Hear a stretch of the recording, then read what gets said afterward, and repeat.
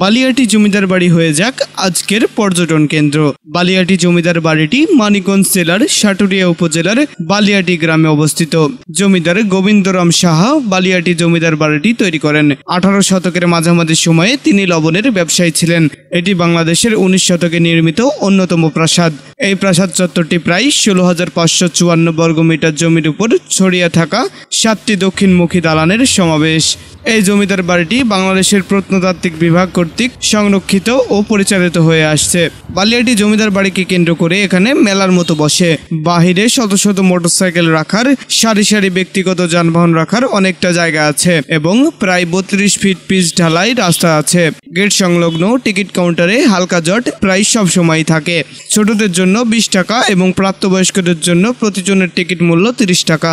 বালিয়াটি জমিদার বাড়ি বা প্রাসাদের কেয়ারটেকার ইব্রাহিম বলেন, সারা বছরই দেশের বিভিন্ন স্থান থেকে পর্যটকরা আসেন এই ঐতিহ্যবাহী জমিদার বাড়িতে। সারা বছরই দেশের বিভিন্ন স্থান থেকে পর্যটকরা আসেন এই ঐতিহ্যবাহী জমিদার বাড়িতে। 2 ঈদ, বিজয় দিবস, স্বাধীনতা দিবস ও নভেম্বর থেকে ফেব্রুয়ারি মাসে সবচেয়ে বেশি পর্যটকরা ভিড় করে। আমাদের টিকিট মূল্য কম এবং ঢাকার অত্যন্ত কাছে হওয়াতে সবার পছন্দ এ পর্যটন কেন্দ্র। মানিকগঞ্জ জেলা শহর থেকে সড়ক পথে যোগাযোগ ব্যবস্থা ভালো হওয়াতে এখানে বেড়াতে আসাটা সবারই পছন্দের একটি জায়গা।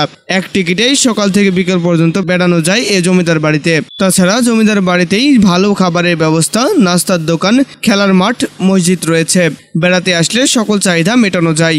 বালিয়াটি জমিদার বাড়ির আরেক কেয়ারটেকার মিজানুর রহমান বলেন, দেশের বিভিন্ন স্থান থেকে মানুষ বেড়াতে আসে। অনেক সময় এত বেশি মানুষ আসে যে আমাদের নিয়ন্ত্রণ করা কষ্ট হয়ে ওঠে। তারপরও সাধারণ মানুষের বিনোদন দেবার জন্য আমরা প্রস্তুত রয়েছে।